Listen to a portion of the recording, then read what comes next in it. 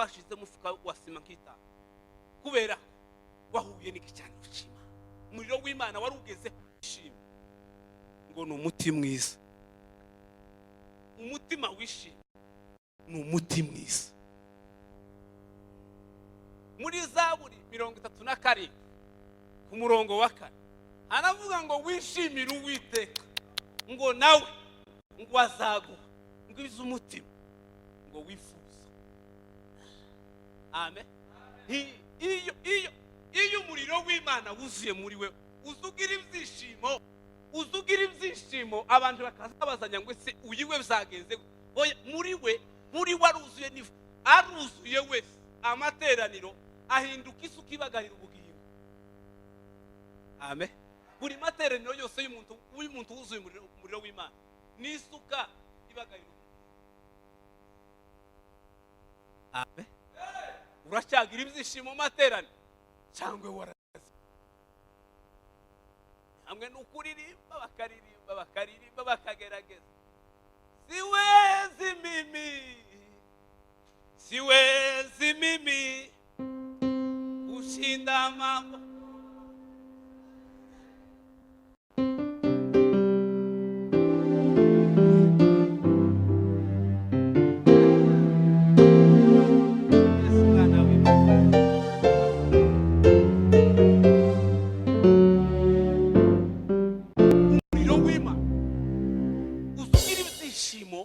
uzugira ibyishimo bitavugwa, uzugira ibyishimo bitagirira ngo uri mu ikanisa oya, uzugira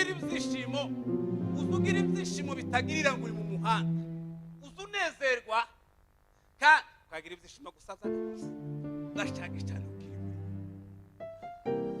abantu basigaye bishimira ibintu bitandukanye kandi yabigera wabonye Imana. Umuntu yabona kawunga wabonye Imana ibyo yayikorera hano bikorera bihingwa. Umuntu yabona ifaranga ntaba kicihina ngo yabonye ifaranga ngo yabona idolari 100 ngo yabonye Imana. Ibaze nawe idolari 100 bazungu bakora Uganda ruri hano bita umuntu yabona umugore wo hasi ngo yabonye Imana.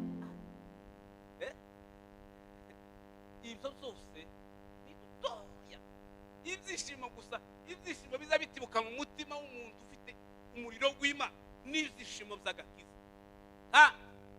Dawudi yaravuze umunsi amaze gukora icyaha, amaze kwica Uriya acura umugore we, hanyuma Imana imwoherereza Nata umuhanuzi. Araza aramubwira ati amubwira mpuru yayo kuntu muri uwo mudugudu ayoboye muri ico gihugu ciwe harimo umukire n'umukene. Amaze kumubwira iyo nkuru ni ndende, aravuga ngo ma ngo ibintu bitatu tokora. Amen. Muri Zaburi 51:13 aravuga ngo ma ibindi byose ubikora wojana ubwami ntakiba wojana ibintu byose, ariko ibintu bitatu tokera ma tukorwe ngo ukore kuzishimo by'agakiza. Gute wongura umwuka wawe nkaba nkiri yari yibutse Sawuli niwatsimbuye Samweli ngo yaragiye baramutuma ngo urimbura akantu kose, yahamagaruka ngo yabonye inka nziza ngo n'izinyamibwa ngo n'abakobwa beza ngo n'ikose ababizana cyo kwitabira. Iramubwira ngo ukuye ku ngoma. Yayoboye imyaka 40 ariko imyaka 2 gusa n'ishimiwe n'Imana. Ngo rangije ngo ari Dawudi yibuka ibyaba. Waravuga ngo Mana we, Mana ya Isiraheli we, tu kore cyaka undute kure y'amaso ya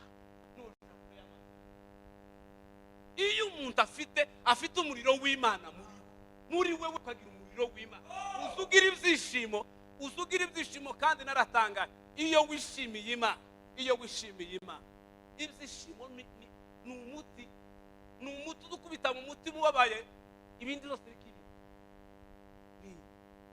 Nukenera kubaho ubuzima budafite indwara. Abantu bishiwemwe n'imbeho umuntu arakayura avamwe nk'umuriro w'Imana birarangira. Ibintu byose byo mu nzu y'Imana byaramururiye. Nukuririmba kugira ngo azafatwe nka kujya kwa moto bazakubita bagashitura bakagera kubera yarazimye n'ugukandagira yarazimye. Uracyagira umuriro w'Imana, uracyagenda mu muhanda ukumva umuriro w'Imana. Niyo mpamvu usigaye wagira utugasura utunyunyuzwa uburabyo bweze butuya kubera ko nzamuhunama. Ngo bavuze ngo hari ikinawe ukamunama. Umuriro w'Imana, umuriro w'Imana ukwemera se gutumbira hataraho kureba? Umuriro w'Imana ukwemera kwicara hataraho kwicarwa se?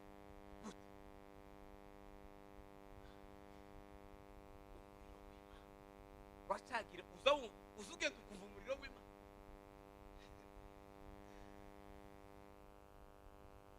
Icya kabiri, agira inyota y'ibizima,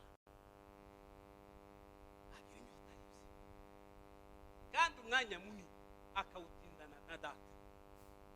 Agira inyota y'ibizima. Uracyagira inyota y'ibizima, uracyatora Bibiliya ukayirara, uracyagira inyota ya Bibiliya. Yo Bibiliya we, soma Bibiliya usenge cyane kandi wizere Bibiliya. Uracyagira inyota ya Bibiliya. Babyeyi muracyagira inyota ya Bibiliya, muracyagira inyota ya Bibiliya.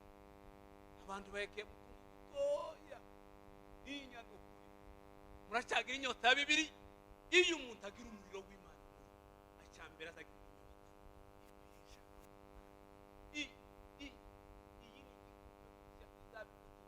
niyo yambere izitsinda zonyine gusa no kugira izi gusubiza mu mbaraga kwishaganya byonyine, impapuro zayo zonyine kwikoraho gucya byonyine gusa.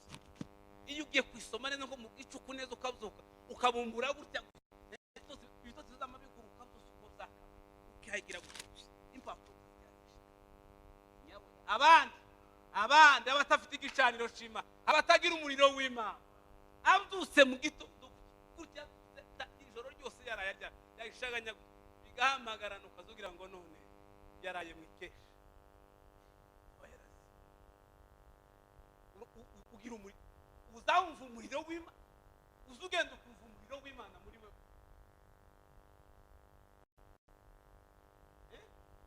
Uracyagira inyota y'ibizima. Niba uzuza mu materaniro ngo uko abaterana kuwa gatatu cyangwa ku cyumweru n'ukuri warasa. Niba utaza wicara gukumbura amateraniro, ukumbura amateraniro. Bene Azafu banditse Zaburi 42 baravuga ngo kuko imbaraga ziyahagiza gushaka amazi mu butaha ngo ni ku mutima wanje wifuza. Uzugira inyota ukazukumbura. Irahirya tuba iraha bafunga imisozi, bafunga insengero. Ubu nyine kubona urusengero birasa nkaho bihenze. Bafunga imisozi ubu nyine kuja ku musozi kuko ngo gusanze ku musozi nica kiruta umuntu wishe umuntu. Nuko amagufunga bakama kujana uzira kubaza wese ni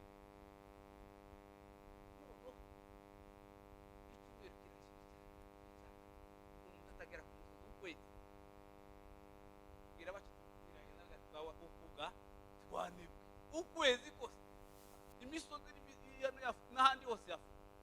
Nama nkumbura amasayini nkupa kurya, nama ngira inyota, nama numva kiwu yose iraje kurya, nama ntekereza kwamera ndareba ngira umugore atiye gaheka inyota mbaya numva ifite tiwoyimara habe nubwo wozana arizo zose zikwa.